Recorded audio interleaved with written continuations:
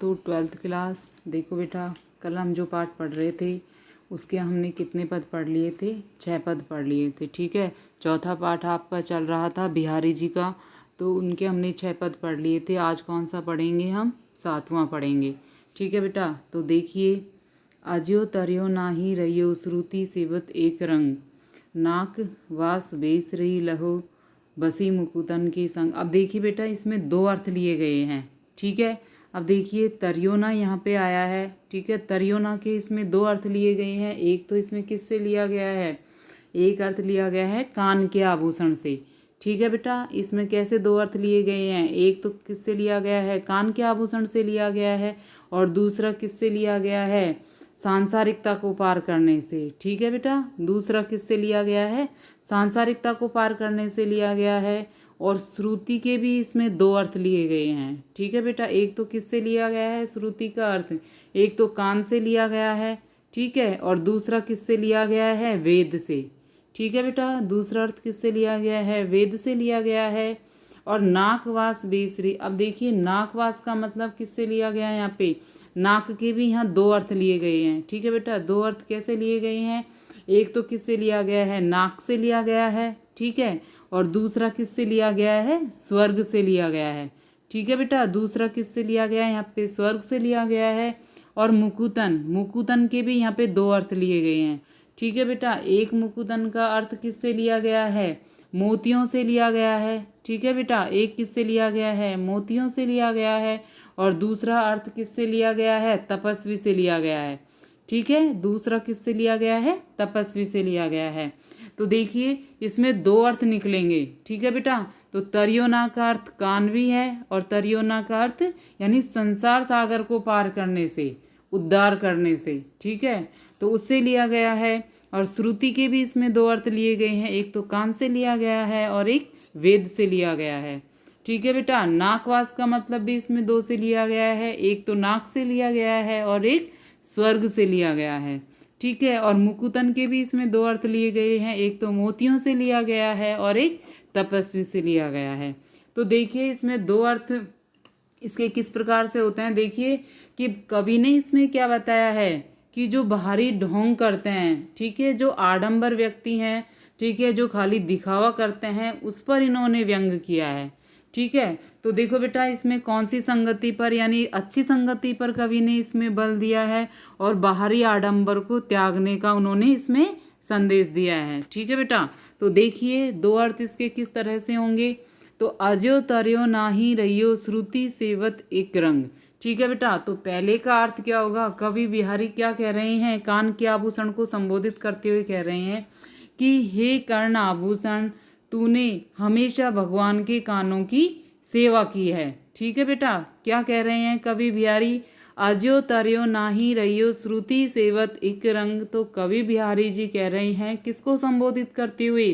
कान के आभूषण को संबोधित करते हुए। ठीक है, तो कवि कह रहे हैं कि हे कर्ण आभूषण, तूने हमेशा भगवान के कानों की सेवा की है। ठीक है, श्रुति सेवत एक रंग। ठीक है, तूने हमेशा की है, क्या की है? भगवान के कानों की सेवा की है, परंतु फिर भी तू एक कौन सा प्राणी बना रहा? एक सांसारिक प्राणी ही बना रहा।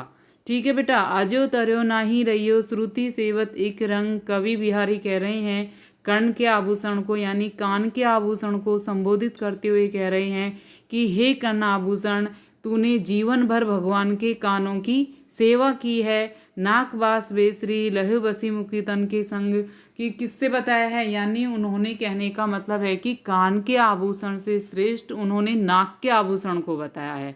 ठीक है, तो किस तरीके से बताया है? देखिए, अज्यो तर्यो नाही रहियो श्रुति सेवत एक रंग। कवि बिहारी कह रहे हैं हे कर्ण आभूषण, तुमने जीवन भर भगवान के कानों की सेवा की है, तो अभी तुम इस सांसारिकता में ही लिप्त रहे। नाकबास बेसरी लहो बसी मुकुतन के संग, तुमसे अच्छे तो क्या है? नाक का आभूषण है। ठीक है, जो कि मोतियों के साथ रही है, और मोतियों के साथ रह करके उसने तुमसे श्रेष्ठ स्थान प्राप्त कर लिया है। ठीक है बेटा, तो किसके आभूषण को श्रेष्ठ बताया है? नाक के आभूषण को बताया है। क्या कहा है कवि ने कि नाक वास बेसरी लहो बसी मुकुतन के संग, कि तुमसे अच्छा तो नाक का आभूषण है, जिसने मोतियों के साथ रह करके श्रेष्ठ स्थान प्राप्त कर लिया है। ठीक है, तो फिर से देखिए, अज्यो तर्यो नाही रहियो श्रुति सेवत इक रंग नाकवास बेसरी लहो बसी मुकुतन के संग। तो कवि बिहारी कह रहे हैं कि हे कर्ण आभूषण, तुमने जीवन भर भगवान के कानों की सेवा की है, फिर भी तुम इस सांसारिकता में ही लिप्त रहे, अर्थात इस सांसारिकता का तुमने त्याग नहीं किया। नाकवास बेसरी लहो बसी मुकुतन के संग, तुमसे अच्छा तो नाक का आभूषण है जिसने मोतियों के साथ रह करके श्रेष्ठ स्थान प्राप्त कर लिया है। ठीक है बेटा, तो देखिए दूसरा अर्थ इसका क्या होगा, दूसरा अर्थ दूसरे संदर्भ में क्या होगा इसका अर्थ कि अज्यो तर्यो नाही रहियो श्रुति सेवत इक रंग। कवि इसमें जो भक्त है, ठीक है, जो आडंबरी भक्त है, सगुण उपासक जो भक्त है, उसको संबोधित करते हुए कह रहे हैं कि क्या कह रहे हैं, उनसे कहता है कि सगुण भक्त को संबोधित करते हुए कह रहे हैं कि जो आडंबरी व्यक्ति हैं, ठीक है, उनको संबोधित करते हुए कवि क्या कह रहे हैं कि अज्यो तर्यो नहीं रहियो श्रुति सेवत इक रंग। अब इसमें मतलब लिया जाएगा किससे, वेदों से लिया जाएगा, कि क्या कह रहे हैं कि तुमने जीवन भर वेदों का अध्ययन किया है, फिर भी तुम सांसारिकता को नहीं छोड़ पाए। ठीक है बेटा, अब इसमें किससे, श्रुति का मतलब किससे लिया गया है, वेदों से लिया गया है। पहले किससे लिया गया था, कान से लिया गया था। तो कवि बिहारी क्या कह रहे हैं कि तुमने जीवन भर वेदों का अध्ययन किया है, परंतु फिर भी तुम एक सांसारिक प्राणी ही बने रहे।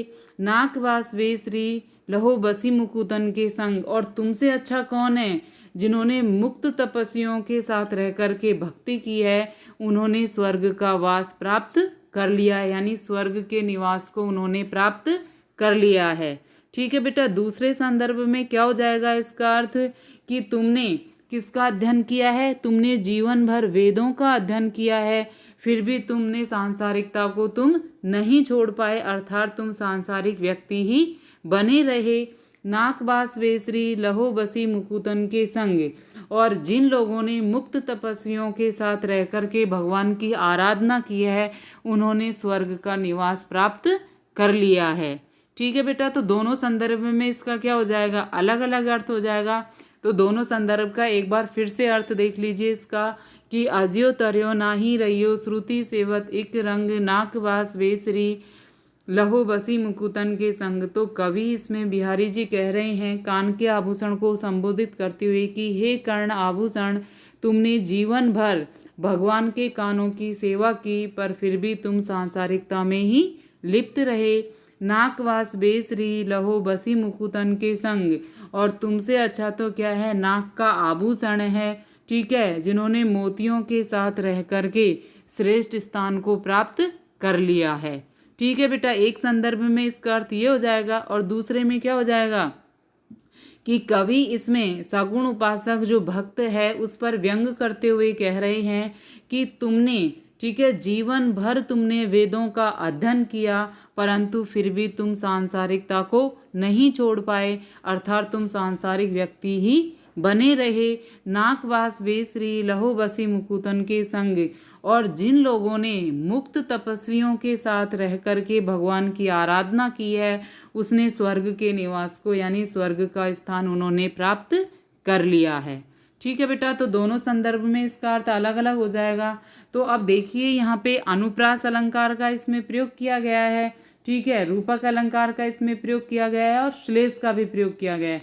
अब देखिए, जब एक ही शब्द के दो या दो से अधिक अर्थ निकलते हैं, ठीक है, तो यहाँ पे कौन से अलंकार आ जाएगा, श्लेष अलंकार आ जाएगा। तो यहाँ पे तर्योना शब्द में क्या है, इसके दो अर्थ निकल रहे हैं, नाकवास के दो अर्थ निकल रहे हैं, मुकुतन के दो अर्थ निकल रहे हैं, श्रुति के दो अर्थ निकल रहे हैं। तो यहाँ पे कौन से अलंकार का प्रयोग आ जाएगा, यहाँ पे कौन सा अलंकार आ जाएगा, यहाँ पे आ जाएगा श्लेष अलंकार, ठीक है। और दूसरा कौन सा अलंकार इसमें आ जाएगा, नाकवास, इसमें अनुप्रास अलंकार का इसमें प्रयोग आ जाएगा, ठीक है। और इसमें क्या आएगा, दूसरा देखिए, इसमें रूपक अलंकार का प्रयोग आ जाएगा, ठीक है। और इसमें देखिए किसके बारे में इसमें बताया है कि जो आडंबर भक्त होता है, ठीक है, जो भक्ति का केवल ढोंग करता है, उसका इन्होंने वर्णन किया है। ठीक है बेटा, तो देखिए, अब देखिए इसमें रूपक अलंकार यानी नाक रूपी आभूषण, कर्ण रूपी आभूषण, तो रूपक अलंकार का इसमें प्रयोग आ जाएगा, अनुप्रास का आ जाएगा, ठीक है, और श्लेष अलंकार का इसमें प्रयोग आ जाएगा, क्योंकि एक ही शब्द के यहाँ एक से अधिक अर्थ निकल रहे हैं, ठीक है। और इसमें किस पर व्यंग किया गया है? जो बाहरी ढोंग करते हैं, दिखावा करते हैं, तो ऐसी प्रभु की भक्ति पर उन्होंने व्यंग किया है, ठीक है। तो देखिए आगे देखिए कि सघन कुंज छाया सुखद शीतल सुरभि समीर मनु हवे जातु अजो वहे उही जमुना के तीर। अब देखिए बेटा यहाँ पे सघन का मतलब किससे लिया गया है, ठीक है। सघन से मतलब लिया गया है जो घने हैं, ठीक है, जो घना है, ठीक है, उससे लिया गया है। छाया सुखद, सुखद का मतलब क्या होता है? सुख प्रदान करने वाली। शीतल यानी ठंडी, सुरभि हवा से लिया गया है, ठीक है, शीतल वायु से इसमें लिया गया है, ठीक है। मनु हवे, अब मनु हवे जात मतलब किससे लिया गया है? यहाँ पे मन से लिया गया है, उत्प्रेक्षा अलंकार नहीं आएगा इसमें, ठीक है। मनु से मतलब क्योंकि इसमें किससे लिया गया है? मन से लिया गया है, ठीक है। तो मनु हवे जातु अजो वहे यू जमुना के तीर। अब देखिए इसमें किसका वर्णन किया गया है कि वो श्री कृष्ण के साथ जहाँ पर रहती थी उसका इन्होंने स्मरण किया है, ठीक है। यमुना के तट पर जहाँ उन्होंने श्री कृष्ण के साथ रमण किया था, श्री कृष्ण के साथ वो रही थी जिन स्थानों पर, तो उसका इन्होंने वर्णन किया है। जो नायिका है वो किससे कह रही है? अपनी सखी से कह रही है। तो देखिए क्या कह रही है अपनी सखी से कि सघन कुंज छाया सुखद शीतल सुरभि समीर। सखी, ठीक है, सखी से कह रही है नायिका कि उन घने कुंजों की सुखद यानी सुख प्रदान करने वाली जो छाया है, ठीक है, उसके मन को, ठीक है, क्या कह रही हैं कि सघन कुंजों की छाया में जो बहने वाली शीतल मंद वायु है वो मेरे मन को उन्हीं यमुना के यानी उसी यमुना के तट पर ले जाती है जहाँ पर मैंने श्री कृष्ण के साथ रमण किया था, अर्थात जहाँ पर श्री कृष्ण के साथ मैं घूमती फिरती रहती थी, ठीक है बेटा। क्या कह रही है नायिका अपनी सखी से कि सघन कुंज छाया सुखद शीतल सुरभि समीर मनु हवे जात अजो वहे यूही जमुना के तीर। क्या जमुना के तीर से मतलब होता है कि यमुना नदी के तट पर, ठीक है बेटा। तो देखिए सघन कुंज, सखी से कह रही है नायिका कि उन घने कुंजों की सुख यानी सुख प्रदान करने वाली छाया में जो शीतलता प्रदान करने वाली जो मंद वायु है वो आज भी मेरे मन को उसी यमुना के तट पर ले जाती है जहाँ पर मैंने श्री कृष्ण अर्थात मैंने अपने प्रियतम के साथ जहाँ रमण किया था, जहाँ मैं उनके साथ रही थी, ठीक है बेटा। तो अब देखिए इसमें अनुप्रास अलंकार का इसमें प्रयोग हुआ है क्योंकि सवर्ण की आवृत्ति यहाँ पे दो से अधिक बार हुई है, ठीक है। यहाँ पे कितनी बार हुई है? 4 बार हुई है सवर्ण की आवृत्ति। तो इसमें कौन से अलंकार का प्रयोग आ जाएगा? अनुप्रास अलंकार का इसमें प्रयोग आ जाएगा, ठीक है। और जो घने कुंज है, शीतल छाया है, मंद वायु है, ठीक है, यमुना के तट है, तो यहाँ पे किसका वर्णन किया है? प्रकृति का उन्होंने वर्णन किया है, ठीक है। और जो नायिका है उनकी विरह की स्थिति का कवि ने इसमें वर्णन किया है, ठीक है बेटा। विशेष में क्या आ जाएगा कि इसमें नायिका की विरह की स्थिति का वर्णन किया गया है, अनुप्रास अलंकार का इसमें प्रयोग किया गया है और प्रकृति का इसमें चित्रण किया गया है, ठीक है बेटा। आगे देखिए सोहत ओढ़े पीत पटु श्याम सलोने गात मनो नीलमणि सैल पर आता परियो प्रभात। अब देखिए बेटा सोहत ओढ़े पीत पटु से मतलब यहाँ लिया गया है पीले वस्त्रों से, ठीक है बेटा। पीत पटु से मतलब किससे लिया गया है? पीले वस्त्रों से लिया गया है। और श्याम सलोने गात, श्याम का मतलब कृष्ण होता है, सलोने का मतलब क्या होता है? सलोने, ठीक है, श्याम वर्ण के, और गात का मतलब होता है शरीर यानी सुंदर शरीर पर। श्री कृष्ण का जो सुंदर शरीर है, गात का अर्थ यहाँ किससे लिया गया है? शरीर से लिया गया है, सलोने का अर्थ सुंदर से लिया गया है, और श्याम से अर्थ श्री कृष्ण से लिया गया है, ठीक है बेटा।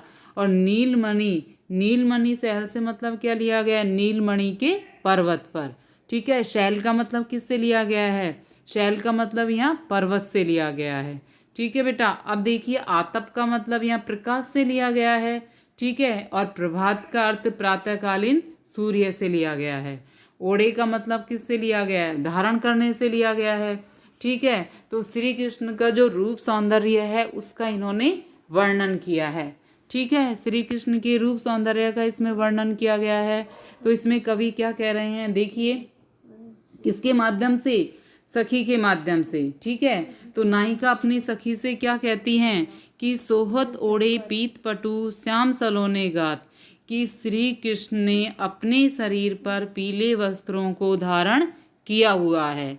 ठीक है बेटा, सोहत ओढ़े पीत पटु श्याम सलोने गात, नायिका अपनी सखी से कह रही है कि श्री कृष्ण ने अपने शरीर पर कौन से वस्त्रों को, सोहत ओढ़े पीत पटु यानी पीले वस्त्रों को धारण किया हुआ है। मनो नीलमणि शैल पर आतप पर्यो प्रभात, और वो उन वस्त्रों में इसी प्रकार सुशोभित लग रहे हैं कि मानो नीलमणि के पर्वत पर सूर्य की यानी प्रातःकालीन किरणें पड़ रही हों। ठीक है, सूर्य की जो प्रातःकालीन कोमल किरणें हैं वो पड़ रही हों। ठीक है बेटा, क्या बोल रहे हैं इसमें कवि कि सोहत ओढ़े पीत पटु श्याम सलोने गात, नायिका अपनी सखी से कह रही है कि श्री कृष्ण ने अपने सुंदर शरीर पर पीले वस्त्रों को धारण किया हुआ है। मनो नीलमणि शैल पर आतप पर्यो प्रभात, और वो उन कपड़ों में इसी प्रकार सुशोभित लग रहे हैं कि मानो नीलमणि के पर्वत पर सूर्य की जो प्रातःकालीन कोमल किरणें हैं वो पड़ रही हों। ठीक है बेटा, तो अब इसमें देखिए, इसमें क्या है, मनो आया है, तो मनु मानो जनु जानो जहाँ पे आता है वहाँ पे कौन से अलंकार का प्रयोग आता है, उत्प्रेक्ष अलंकार का प्रयोग आता है। ठीक है, तो अनुप्रास का भी इसमें प्रयोग किया गया है, क्योंकि पैवर्ण की आवृत्ति इसमें 2 बार हो रही है। ठीक है, यहाँ पे भी पैवर्ण आ रहा है। ठीक है, तो पैवर्ण की आवृत्ति होने से यहाँ पे कौन सा अलंकार है, सै की भी यहाँ पे आवृत्ति हो रही है। ठीक है, यहाँ भी आवृत्ति हो रही है, तो सैवर्ण की आवृत्ति होने से यहाँ पे कौन से अलंकार का प्रयोग किया गया है, अनुप्रास का। ठीक है बेटा, और मनु शब्द आया है तो मानो नीलमणि के पर्वत पर आया है, तो उत्प्रेक्ष अलंकार का इसमें प्रयोग किया गया है। ठीक है बेटा, और श्री कृष्ण का जो रूप सौंदर्य है उसका भी इसमें वर्णन किया गया है। ठीक है, तो आगे देखिए, इही आस अटक्यो रहतु अली गुलाब के मूल, हवे है फेरी बसंत ऋतु इन डारुन वे मूल। अब देखिए बेटा, यही आस अटक्यो रहतु। ठीक है, अब यहाँ अली से मतलब लिया गया है भौरे से। ठीक है, अली से मतलब किससे लिया गया है, भौरे से लिया गया है। ठीक है, और डारुन का अर्थ यहाँ डालियों से लिया गया है। ठीक है बेटा, डारुन का अर्थ यहाँ किससे लिया गया है, डालियों से लिया गया है। और गुलाब के मूल यानी गुलाब की जड़ में। ठीक है बेटा, गुलाब के मूल से किससे लिया गया है, यहाँ पे गुलाब की जड़ से लिया गया है। ठीक है, यही आस अटक्यो रहतु यानी आशा में। ठीक है, अब देखिए इसमें क्या कहना चाह रहे हैं कवि। देखिए, जो सांसारिक व्यक्ति हैं उनके लिए इसमें कहा गया है कि किस प्रकार से जब उनकी जो सुख सुविधाएं हैं वो नष्ट हो जाती हैं तो किस प्रकार वो दोबारा उन्हीं पाने की लालसा रखते हैं। ठीक है, उनके पास जो सुख सुविधाएं नष्ट हो जाती हैं, ठीक है, तो दोबारा भी वो उन सुख सुविधाओं को पाने की लालसा रखते हैं।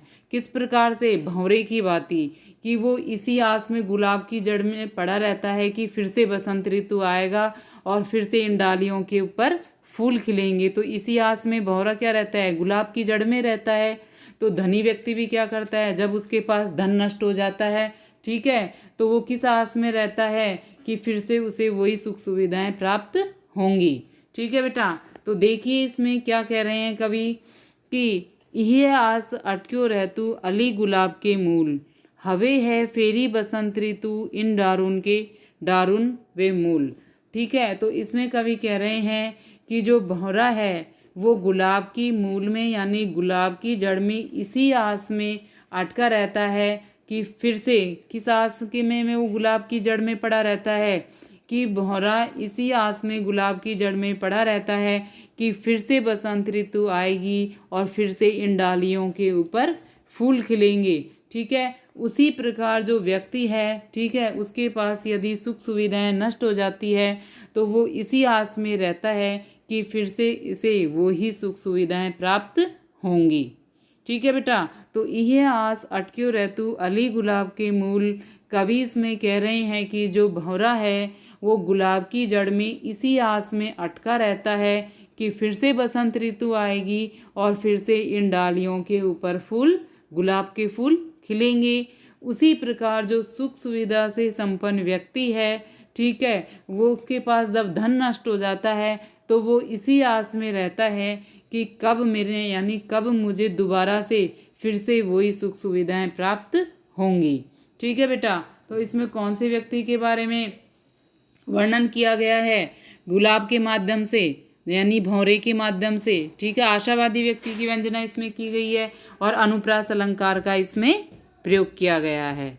ठीक है बेटा, यानी एक किसके बारे में? जो सांसारिकता में फंसे लोगों के बारे में भी इसमें व्यंग किया गया है। ठीक है बेटा, तो आगे हम कल पढ़ेंगे।